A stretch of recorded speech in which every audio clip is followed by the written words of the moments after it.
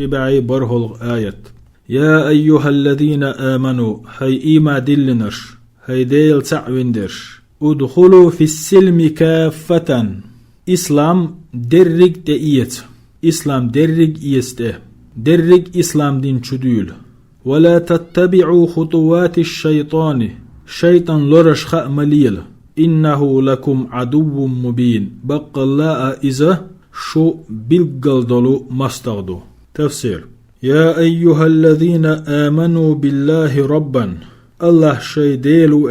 إيما دلنش وبمحمد نبيا محمد بيامرو ورسولا شاء وبالإسلام دينا إسلام دين دو وذلك إيما دلندش ادخلوا في جميع شرائع الإسلام إسلاما درج شرعشنا تدول ادخلوا في جميع شرائع الإسلام إسلاما درج أحكام شدول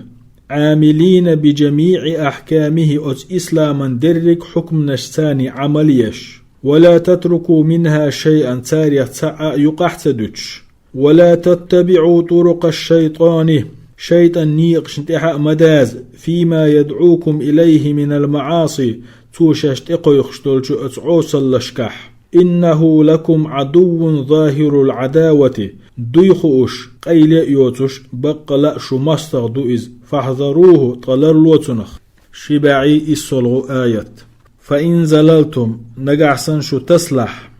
يعني أدريجينا شو صدوخش من بعد ما جاءتكم البينات شيغا بعل بلغلونش قاتن شلتح فاعلموا خالش أن الله عزيز حكيم الله نتقل حكمة ويلة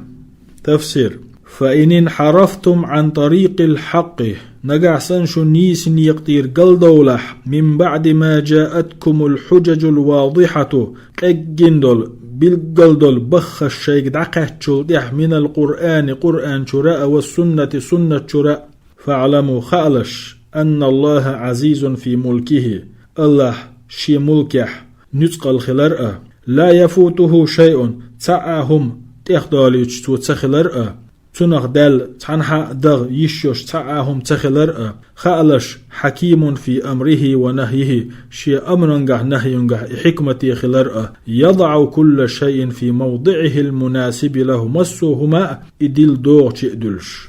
يعني شي أمرنجه نهينجه حكمتي وإز مسوهما إدل دوغ تمتي دلش